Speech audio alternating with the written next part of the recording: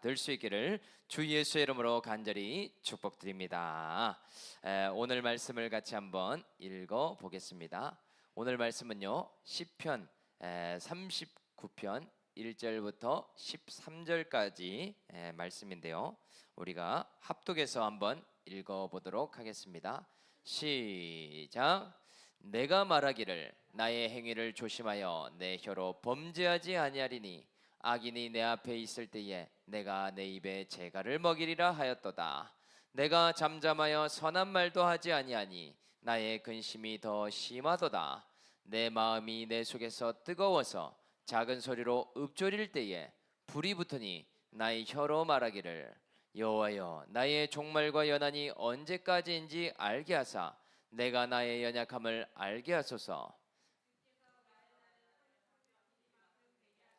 나의 일생이 주 앞에 없는 것 같사오니 그가 든든히 서 있는 때에도 진실로 모두가 허사뿐이니이다. 진실로 각 사람은 그림자같이 다니고 헛된 일로 소란하며 재물을 쌓으나 누가 거둘는지 알지 못하나이다. 주여 이제 내가 무엇을 바라리요?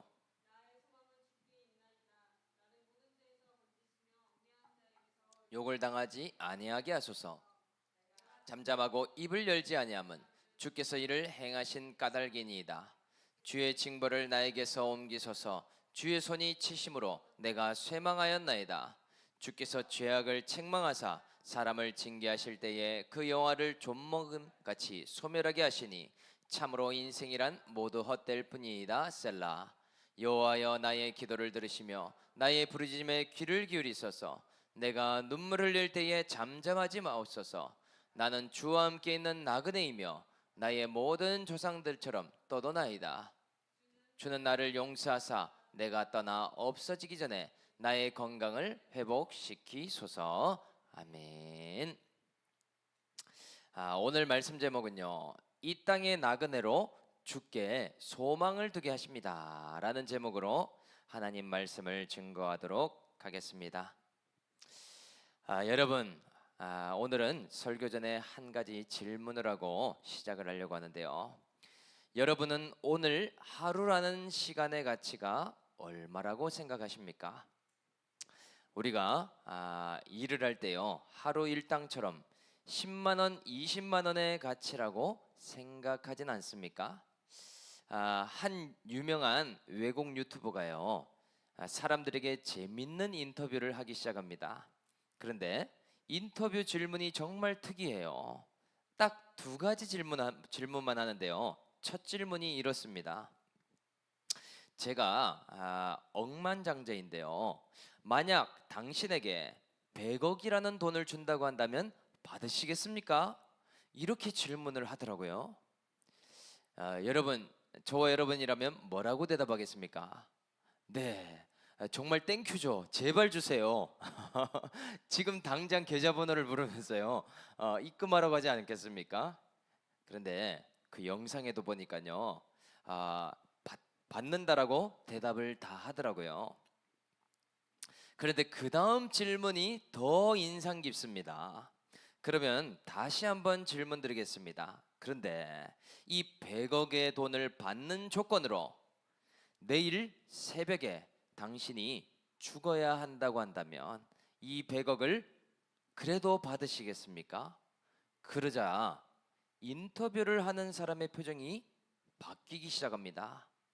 대부분이요, 잠깐 고민하더니요, 노라고 대답을 하는 것이죠. 왜 갑자기 돈을 받겠다는 사람이 안 받는다고 말할까?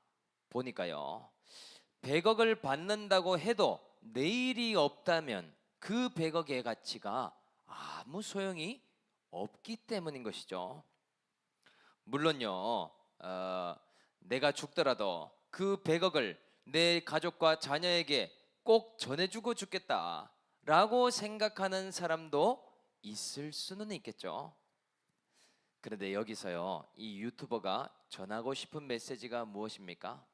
마지막에 이런 말을 해주더라고요. 당신에게 하루라는 가치는 이 100억보다 큽니다. 100억을 가진 부자라도 내일을 살 수가 없다라고 말하는 것이죠. 아무리 돈이 많아도 오늘이 마지막이라면 그 소유와 부유함이 어떤 소망이 있겠는가? 이것을 이야기해 주고 싶었답니다. 그래서 인터뷰를 받고 돌아가는 그 사람이 감사의 표현을 하면서 이런 말을 해주더라고요.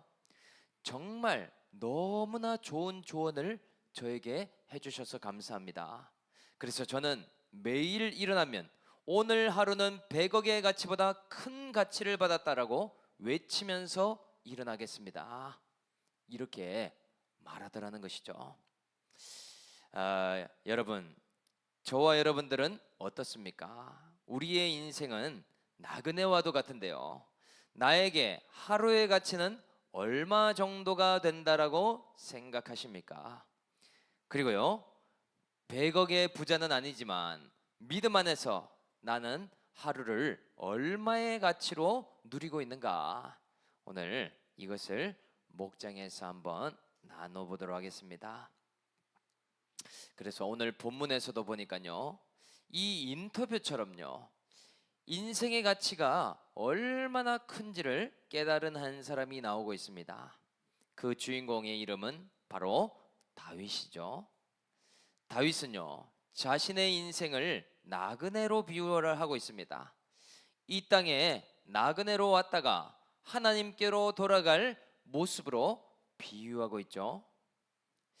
다윗이 가졌던 이 나그네 신앙은 어떤 신앙일까? 오늘 본문을 통해서 두 가지로 한번 살펴보도록 하겠습니다. 먼저 나그네 신앙 첫째는요, 나의 한계와 연약함을 깨닫고 행위를 살피는 것이다. 나의 한계와 연약함을 깨닫고 행위를 살피는 것이 나그네 신앙이다. 1, 2절의 말씀을 우리가 다시 한번 곱씹어서 읽어보겠습니다. 시작. 내가 말하기를 나의 행위를 조심하여 내 혀로 범죄하지 아니하리니 악인이 내 앞에 있을 때에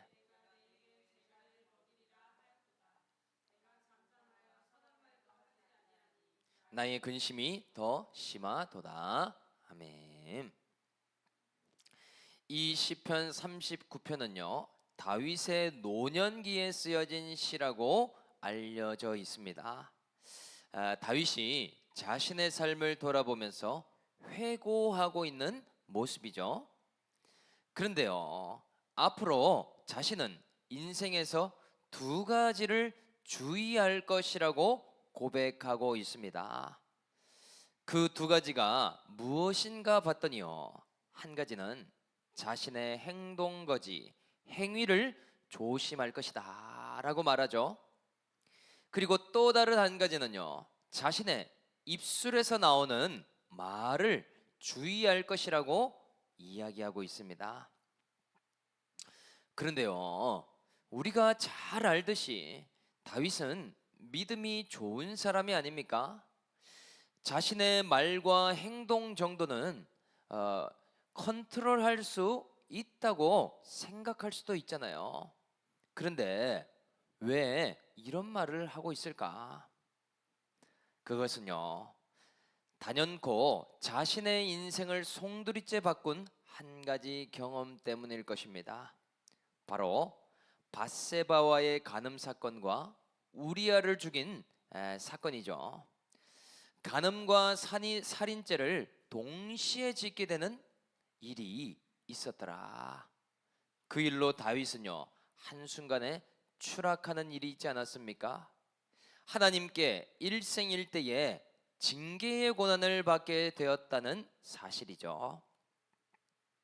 다윗은요, 믿음이 있어도 언제든지 환경에 넘어질 수 있는 것이 인생임을 발견하게 되었습니다. 정말이지 처음부터 죄를 지으려고 생각한 일도 아니었다라는 사실이죠. 그런데요, 정말 환경에 장사가 없음을 보게 되었습니다. 가장 승승장구하고 가장 잘 나가던 때에 넘어지는 일이 있었기 때문이죠.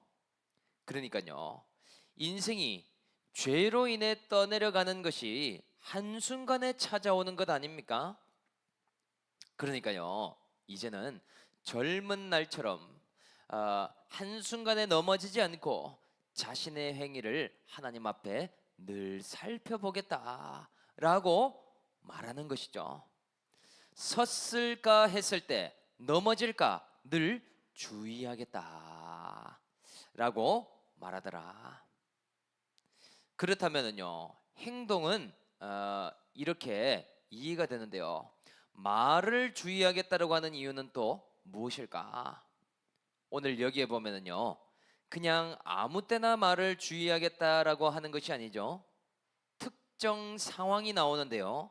내가 악인 앞에 있을 때 내 입에 재갈을 물리겠다라고 말하고 있습니다. 왜 그 대상이 악인 앞에서일까? 다윗은요, 큰 죄악을 짓기 전까지는요, 자신이 너무나 괜찮은 사람이었죠. 다윗처럼 믿음이 신실한 사람이 어디에 있습니까? 목동 시절부터 하나님의 음성에 순종하며 늘 착한 인생의 길을 걸어온 사람이었죠. 그러니까요, 다윗이 악인이 앞에 있으면 어떻게 말하겠습니까? 판단이나 정죄의 말이 많이 나오겠죠. 그러다 보면 어떤 실수를 범하는가? 자신은 죄가 하나도 없는 사람처럼 생각하고 심판의 말을 행할 수 있게 되겠죠. 그런데요, 다윗은요, 노년기가 되어서 깨달은 일이 있습니다.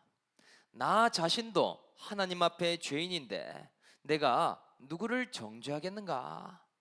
누구를 말로 심판할 수 있겠는가? 그것이 악인 앞에서라도 정말 교만하지 않아야 되겠다라는 것을 깨달은 것이죠. 그런데요, 이것이 입에 재갈을 물지 않고서는 너무나 힘든 일이라는 것을 깨닫게 되었습니다. 왜냐하면요, 이것이 너무나 마땅해 보이더라는 것이죠. 악인이 너무나 문제가 있어 보이고 악해 보이기 때문에 이런 말을 하는 것이 너무나 당연하게 생각이 들더라. 나와 비교해 보니까요, 정죄를 받는 것이 마땅하다고 여기는 것 아닙니까? 그래서요, 다윗이 이것에 대해서요, 하나님 앞에 기도를 하는 장면이 나오죠. 4절에 대안이 나오는데요, 한번 읽어보겠습니다. 시작. 여호와여, 나의 종말과 연한이 언제까지인지 알게 하사 내가 나의 연약함을 알게 하소서. 다윗은요, 자신의 말과 행위를 어떻게 주의해야 된다라고 말하는가? 그것은요, 나의 한계와 연약함을 알게 해달라고 기도하는 것으로 대안을 삼더라는 것이죠. 다윗은 다른 사람의 연약함과 다른 사람의 종말을 알려달라고 말하지 않습니다. 언제 저 악인이 망하고 언제 저 악인의 잘못을 심판하십니까? 이렇게 말하지 않았다는 것이죠. 그럴수록 나 자신은 의롭고 마음은 높아지지 않겠습니까? 그래서요, 도리어 내가 나그네 됨을 깨닫게 해주소서. 내가 얼마나 한계가 많은 인생이고 연한이 있는 인생인지를 보게 해달라라는 것이죠. 다윗이라도 하나님 앞에 먼지와 같은 인생이 아닙니까? 다윗이라도요, 하나님 앞에 안개와 같고 하루살이와 같은 사람이라는 것을 발견하게 해달라는 것이죠. 그렇게 되면은요, 모든 교만과 모든 죄악에서 멀어지는 일을 행하게 되지 않겠습니까? 나의 한계를 깨닫고 연약함을 알게 될 때 죄악과 정죄를 벌이는 일이 자연스러워지더라. 그리고 다윗은요, 나의 연약함만 보도록 눈을 열어달라고 기도하고 있죠. 날마다 남의 연약함, 남의 허물만 본다면은요, 교만의 수렁에 빠져지기 때문이 아닙니까? 그래서요, 나의 연약함을 통하여 하나님을 의뢰하고 의지하는 것을 선택하겠다라고 말하고 있더라는 사실이더라. 여러분, 그래서 이 말씀을 적용해 보면 우리도 이 땅에 다 나그네처럼 부름을 받았죠. 나그네 된 우리가 갖고 있는 두 가지의 착각이 있습니다. 한 가지는요, 우리의 인생이 영원할 것처럼 생각하는 착각이 있죠. 요즘 100세 시대라고 이야기를 하다 보니까요, 우리의 인생이 영원할 것처럼 오늘도 살아가지 않습니까? 그런데 나의 한계와 끝을 모르는 사람은요, 나의 행위를 살피기가 어려워집니다. 내가 어떠한 행동을 하는지, 어떠한 삶을 살아가는지 그것을 보기가 어렵다는 것이죠. 그래서 어떤 신학자는요, 하나님 앞에 인생은 야생마와 같다라는 말을 했죠. 마치 인생이 말을 길들이는 과정처럼 너무나 길들이기가 어렵다라는 의미죠. 여러분, 그런데 말을 길들일 때 가장 기본이 되는 세팅은요, 일단은 울타리를 쳐줘야 된다라고 합니다. 울타리를 쳐놓지 않으면요, 말은 어딘가로 달려가 버린대요. 그것이 어디인지도 알 수가 없답니다. 향방이 없이 달려가 버렸는데 어떻게 잡을 수가 있겠습니까? 그리고요, 울타리를 쳐놓고 말을 넣어두었다면요, 그 다음 줄을 걸어둔 뒤에 훈련을 시켜야 된답니다. 마치 이것과도 비슷하죠. 하나님께서 우리를 다루시는 방법은요, 우리의 인생이 영원하다고 생각하기 때문에 하나님은요, 울타리라는 한계를 걸어두신대요. 우리를 훈련하실 때 리미트, 한계를 걸어두시더라. 그래서 건강에도 한계를 걸어두십니다. 또 물질에도요, 한계를 정해놓으십니다. 만약에 우리가 돈을 펑펑 쓰는데도 돈이 어디선가 계속 샘솟아난다고 생각해 보십시다. 그러면은요, 그것이 우리의 구원에 도움이 되겠는가? 아마도 엉뚱한 방향으로 가게 될 것입니다. 말처럼 어느 곳으로 향방 없이 달려가게 되겠죠. 저도요, 만약에 로또를 했는데 100억에 당첨됐다 그러면은요, 제가 사역을 계속할 수 있을까 잠깐 생각해 보니까요, 목회를 고수하는 일이 어려워질 것이라고 생각이 들었습니다. 정말 지금 제한되어 있고 다른 길이 없기 때문에요, 목회를 고수할 수 있는 것이 된다는 것이죠. 또 건강에도 제한을 두신 것이 축복이죠. 하루를 일하면 피곤해지는 것이 복입니다. 우리의 평생이 20대 청년과 같지 않은 것이 축복이 된다는 것이죠.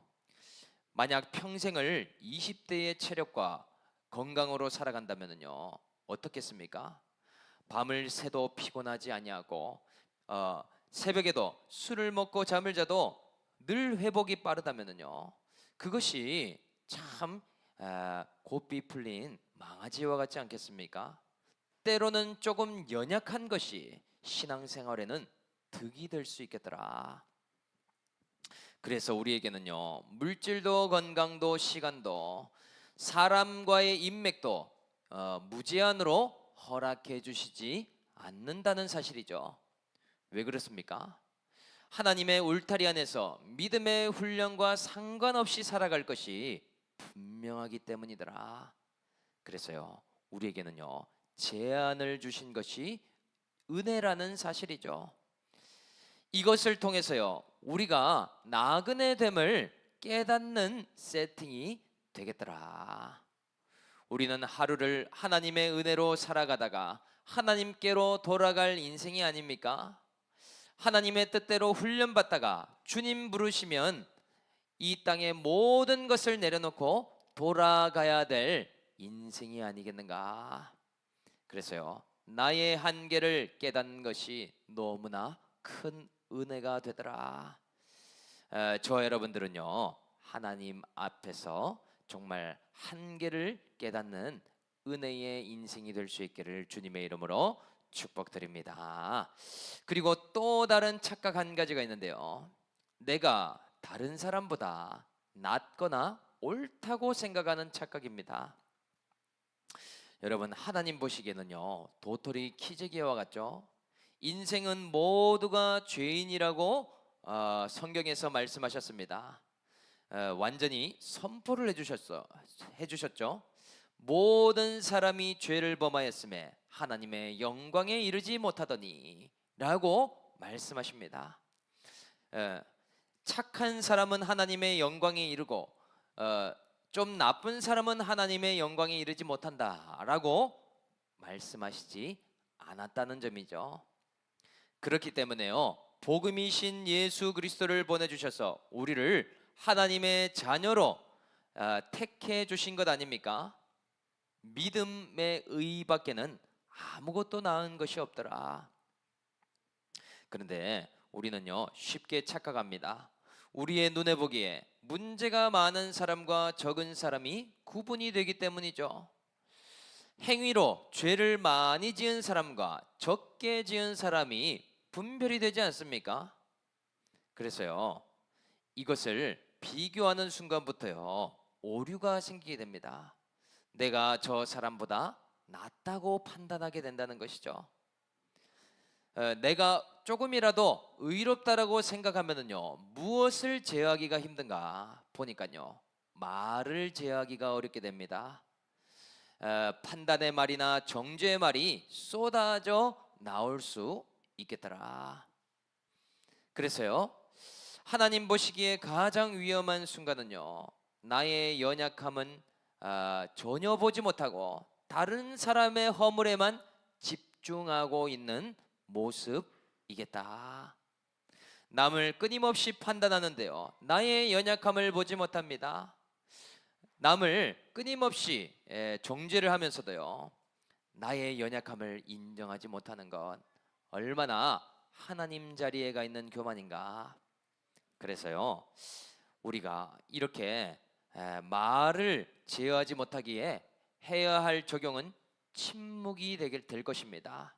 우리의 입에 재갈을 물고요, 나의 비교의식을 내려놓는 것입니다. 어떤 사람이 비교를 내려놓고 침묵할 수 있겠습니까? 그것은요, 말씀 앞에서 나의 연약함을 보게 된 사람이죠. 다른 사람의 허물을 본 것이 아니라 나의 허물을 깨닫고 회개한 인생이 아닙니까? 우리는 종류와 장르만 다를 뿐이지 하나님 앞에서 모두 연약한 인생이잖아요. 그래서요, 공동체가 하나 될 수 있는 방법도 한 가지가 있죠. 각자의 허물과 연약함을 깨닫고 회개하는 것일 것입니다. 주 안의 믿음 안에서만 우리 모두가 하나 될 수 있는 것이죠. 우리 올리브 공동체는요, 모두가 비교하고 높아지려고 하기보다 고난을 자랑하며 나의 연약함을 자랑하는 것이 은혜가 되어야 되겠다. 그럴 때 우리가 그리스도 안에서 한 마음 한 뜻이 될 수 있다라는 사실이죠. 우리 올리브 교회는요, 나그네 공동체라고 말할 수 있습니다. 이 땅에 나그네로 왔다가 나그네로 돌아갈 것인데, 한 공동체에 믿음의 훈련을 받을 수 있다는 것 자체가 얼마나 신기한 일입니까? 그야말로 기적이겠죠. 우리 모두는요, 이 나그네 된 공동체 안에서요, 한 마음이 되어 주 안에 믿음의 성장을 이루어 가야 되겠다. 저와 여러분들 이러한 두 가지의 착각을 내려놓고요, 주님 앞에 나그네의 신앙으로 회복되며 성장할 수 있는 저와 올리브 공동체 모두가 될 수 있기를 주 예수의 이름으로 간절히 축복합니다. 나그네 신앙 두 번째는요, 소원을 바라기보다 소망의 대상을 바라보는 것이다. 소원을 바라보기보다 소망의 대상을 바라보는 것이다. 7절 말씀을 우리가 다시 한번 곱씹으며 읽어보겠습니다. 시작. 주여, 이제 내가 무엇을 바라리요? 나의 소망은. 아멘. 다윗이 노년이 되면서 깨달은 것이 또 한 가지가 있습니다. 그것은요, 소원과 소망에 대한 이야기이죠. 이 두 가지가요, 다른 것임을 발견하게 되었더라. 다윗도 젊은 시절에는 소원이 많이 있었습니다. 왕이 되었으니까요, 전쟁에서 이기기를 바랬죠. 블레셋이나 암몬이나 주변 나라들과 전투에서 승리하기를 기도했습니다. 또한 예상치 못한 사울과 같은 사람이 제발 그만 쫓아오도록 기도하는 바람도 있었습니다. 시편을 봐서 알겠지만은요, 사울에게 쫓기면서 그런 기도를 얼마나 많이 했습니까? 그리고 또 기왕이면 이스라엘 나라가 강성해지고 또 태평성대하기를 바래왔습니다. 그리고 다윗은요, 자신의 기도 제목이 있었죠. 큰 성전을 하나님을 위해 짓기를 바라는 소원이 있었습니다. 그러한 일들이 심지어 거절을 당하기도 했죠. 하나님께서 네가 아니라 너의 아들 솔로몬을 통해 성전을 지으리라 하시지 않았습니까? 또 다윗의 자식들이 화목하고 다 잘되기를 바라는 마음이 있었지 않았습니까? 그런데 형제들끼리 싸우고 죽이는 일들이 찾아왔죠. 시간이 지나 보니 어땠는가? 많은 소원들이 있었지만 이루어진 일들보다 오히려 이루어지지 않은 일들도 참 많더라는 것이죠. 이 모든 소원이 하나님의 뜻 안에서 이루어지든 이루어지지 않든 하더라. 그러니까요, 다윗이 보니까요, 나의 소원이 이루어지는 일도 중요하지만 그것보다 더 중요한 일을 발견하게 되었습니다. 그것은요, 나의 소망이 주께 있음을 항상 고백하는 것이더라. 소원을 이루시는 분이신 하나님께 소망을 두는 것이 훨씬 더 중요함을 깨닫게 되었다는 것이죠. 소원은 이리저리 움직이지만 소망의 대상이 움직이지 않는다라는 것을 발견하게 되었다. 그래서 오늘 다윗은요, 주님밖에는 소망이 없다라는 고백을 하는 것 아닙니까? 그런데 다윗이 주께 소망을 두니까요, 주님이 어떤 일을 행하셨나? 그것을 8절과 9절에서 고백하고 있습니다. 한번 읽어볼게요. 시작. 나를 모든 죄에서 건지시며 우매한 자에게서 욕을 당하지 아니하게 하소서. 내가 잠잠하고 입을 열지 아니함은 주께서 이를 행하신 까닭이니이다. 아멘. 다윗이 주께 소망을 두니까요, 두 가지 일을 행하는 것을 보게 되었다고 합니다. 한 가지는요, 모든 죄악으로부터 구원하셨다라고 되어 있죠. 그리고 또 한 가지는요, 우매한 자들에게 욕을 당하지 않게 한다라고 말씀합니다. 이것을요, 반대로 이야기하면요, 주께 소망을 두지 않으면 죄악에 빠지는 일이 오게 되고, 또 주께 소망을 두지 않으면 우매한 자에게 욕과 수치를 당하는 일이 오게 된다라는 것이죠. 그런데요, 이러한 일이 일어나도 다윗이 불평하거나 입으로 쉽게 판단하지 않는다라고 이야기를 하고 있죠. 내가 잠잠하고 이를 열지 아니함은 주께서 이러한 일을 행하시기 때문이라고 고백하고 있습니다. 그래서 다윗은요, 실제로요, 사울이나 압살롬에게 쫓기는 일을 당해도 제발 이런 문제를 없애달라 소원만 말하지 않았죠. 도리어 그 가운데서 하나님만이 나의 소망이 되시고 나의 피난처가 되신다라고 고백하고 있습니다. 이 모든 일이 하나님 손안에 있는 일임을 고백했다는 것이죠. 그리고요, 범죄했을 때도요, 엉뚱한 말을 하지 않았습니다. 내가 밧세바를 잘못 만나서 인생이 망하게 됐다. 또 우리아가 운이 없어서 죽어서 내가 정말 크게 망하게 되었다. 이런 말을 하지 않았죠? 그런 말들은요, 회개가 아닌 불평일 뿐 아니겠습니까? 오히려요, 소망의 대상이 되신 주께 시선을 두지 못하고 놓쳐버렸기에 이러한 일이 왔음을 고백합니다. 내가 승승장구함으로 순간 교만해져서 하나님을 놓치고 말았음을 발견했기 때문이죠. 그래서요, 다윗은 우매한 자를 통해 욕과 수치를 당해도 그 사람에게 뭐라고 하지 않는 것을 보게 됩니다.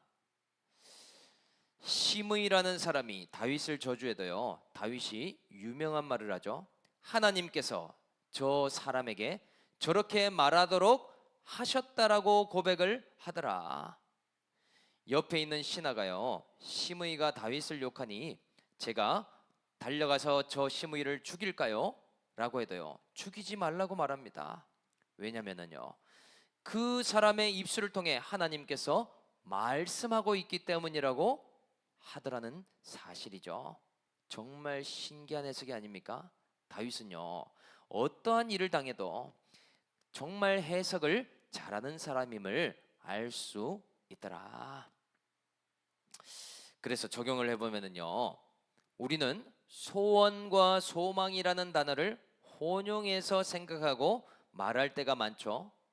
소망과 소원의 차이가 무엇이 있는가? 표면적으로 보면 비슷한 단어처럼 보이지 않습니까? 그런데요, 오늘 말씀을 생각해 보면은요, 신앙생활하면서도 두 가지 부류의 신앙이 있음을 알 수 있습니다. 먼저는요, 소원의 사람이 있는가 하면은요, 소망의 사람도 있다는 사실이죠.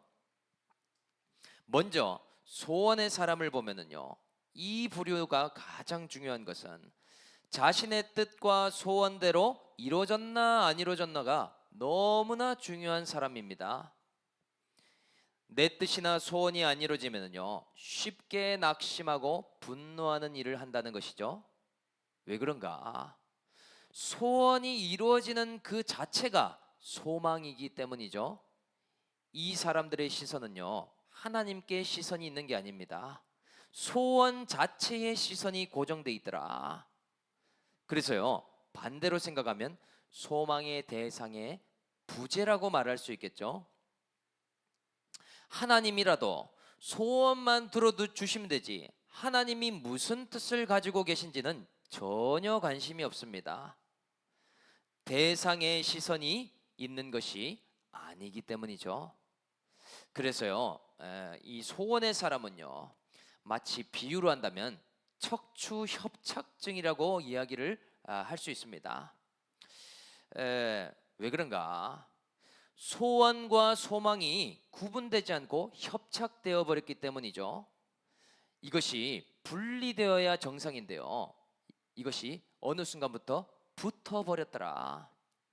여러분, 목이 협착되거나 허리가 협착되면 어떻습니까? 너무나 불편하고 아프죠.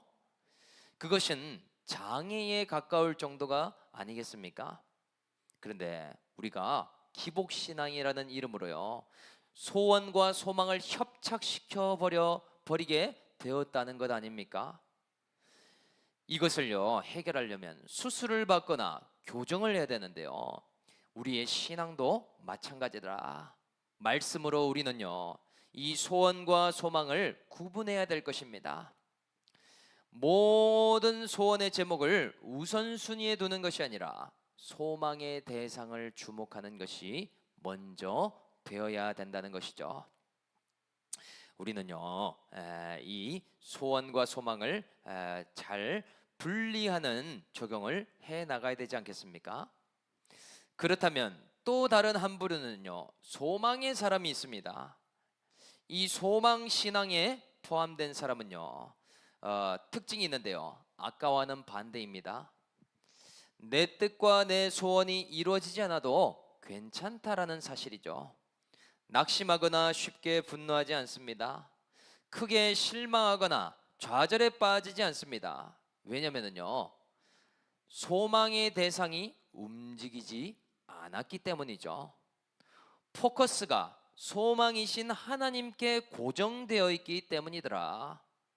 그래서요, 주님이 어떻게 생각하시는지, 하나님께서 어떤 방향으로 인도하시는지가 훨씬 더 중요하더라. 그래서요, 주님이 어떻게 하시든 선한 방향으로 이룰 것을 믿고 현재를 나아가게 됩니다. 내 눈에 보이기에 그것이 좋아 보이는 일이 아닐지라도 신실하시게 이끄심을 믿는다는 것이죠. 하나님의 뜻대로 선하게 이루실 것을 알기에 내 소원을 이루셔도 감사, 아니면 반대 방향으로 이끄셔도 감사가 되는 것이죠. 내 작은 시선으로 결코 판단하지 않더라. 그래서요, 이 부류는요, 소망과 소원이 명확하게 구분되어 있습니다. 많은 소원들의 제목보다요, 항상 소망의 대상이 우선순위라는 것이죠. 소원은요, 하위 개념에 들어갈 뿐입니다. 소망의 대상이신 주님이 소원의 주체자가 되시기 때문이 아닙니까? 그래서요, 내가 주님께 소망을 두고 있나 안 있나, 이것이 또 중요하겠죠. 우리가 한번 분별해 보면 좋겠는데요, 내가 주께 소망을 두고 있으면요, 어떤 일이 일어나는가? 나를 통해서요, 모든 죄와 저주로부터 건져 주시는 일을 행하십니다. 우리 집안의 우상들을 뽑아내시고요, 많은 제사들과 이런 저주의 문제를 구원해내기 시작하십니다. 우리 집안에 뿌리 깊게 내려온 대물림되는 상처와 쓴뿌리, 죄의 문제들을 하나님께서 구원해 가시더라. 여러분, 우리 집안에 있는 이런 인간의 힘으로 건질 수 없는 부분들이 있죠. 많은 우상들이 있습니다. 영적인 방해들이 있습니다. 만몬의 신과 또한 세상 신들이 우리 집안을 장악하는 부분들이 있죠. 그런데요, 하나님께 소망을 두는 자, 예수 그리스도께 소망을 두는 자들에게는요, 이 모든 것을 건져내시는 역사가 나타나더라. 집안에 계속 내려오는 분쟁과 다툼의 문제가 있습니다. 아니면은요, 원망과 비교의 문제가 있습니다.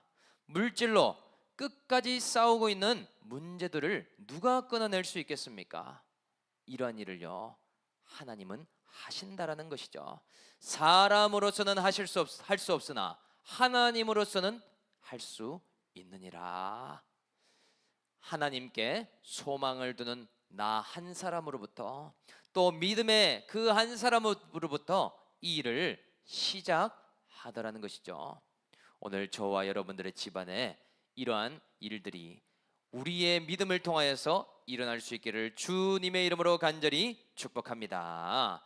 그리고 또 한 가지 역사는요, 내가 주께 소망을 두면은요, 우매한 자에게 욕먹고 수치당하는 일로부터 건져주신다. 왜냐면은요, 하나님은 하나님을 존대하는 자를 존대히 여기기를 원하시기 때문이죠. 반대로 말하면은요, 내가 하나님을 소망으로도 두지 않고 하찮게 여긴다면 우매한 자들로부터 욕과 수치를 당하는 일도 허락하시게 됩니다. 가정에서나 직장에서나 끊임없는 책망과 신문을 당하는 일도 있게 된다는 것이죠. 그런데 이러한 일을 당할 때 우리는 또 인간적으로 생각했죠. 어떻게 그 사람이 나에게 그런 말을 하는가? 어떻게 직장에서 내가 이런 대우를 당하겠는가? 내가 이런 취급을 당해서는 결코 안 되지 라고 하지 않겠습니까? 정말 인간적인 해석이죠. 하나님께서는요, 나를 낮추실 수도 있고 나를 존귀 여기게도 하실 수 있는 분이십니다. 그런데 중요한 것은 무엇인가? 내가 하나님을 어떻게 대우하고 있는가가 중요한 일이죠. 여러분, 어느 곳에서나 존귀 여김 받는 인생이 되고 싶으십니까? 그렇다면 하나님께 소망을 두십시오. 여러분, 사람들에게 인정과 칭찬을 구하고 있습니까? 그것이 아니라 하나님을 존귀히 여기는 인생이 되십시오. 그리하면은요, 나를 존귀히 여기는 일들이 일어나게 될 것이더라. 그래서 저와 여러분들 바라기는요, 소원의 사람이 되기보다 소망의 사람이 될 수 있기를 주님의 이름으로 축복합니다. 우리는 소원의 신앙이 아니라 소망의 신앙이 될 수 있는 저와 올리브 공동체가 다 되기를 주님의 이름으로 축복합니다. 그래서 우리 모두가 하나님께 소망을 둠으로 존귀 여김을 받으며 모든 죄와 저주로부터 구원받는 인생이 다 될 수 있기를 주님의 이름으로 간절히 축복드립니다. 아멘으로 우리 한번 하나 보겠습니다. 그런